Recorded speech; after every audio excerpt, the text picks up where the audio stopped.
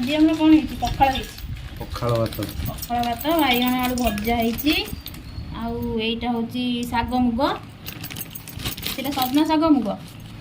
ଏଠି ମିକ୍ସଚର ମୁଁ ବାହାର କରୁଛି।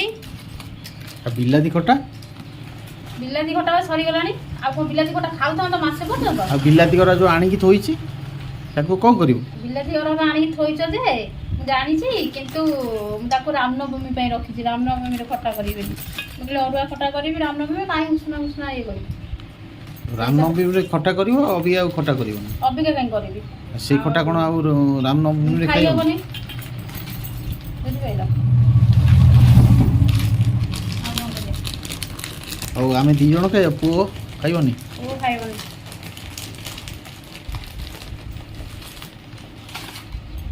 ଭାତରେ ଲୁଣ ପଡୁଛି? ହଁ ପଡୁଛି। ପଡ଼ିଛି? ହଉ ଆରମ୍ଭ କରିବା। ହଁ କର ଆରମ୍ଭ। ବାସ୍ନା ହଉଛି ନା ନାଇଁ ଭାତଟା? ଦେଖିଲ ବଢିଆ ବାସ୍ନା ହଉଛି। ବାସ୍ନା ହଉଛି ତ? ହଉ ଠିକ୍ ଅଛି, ଚାଲ ଆରମ୍ଭ କରିବା। ଚାଲ।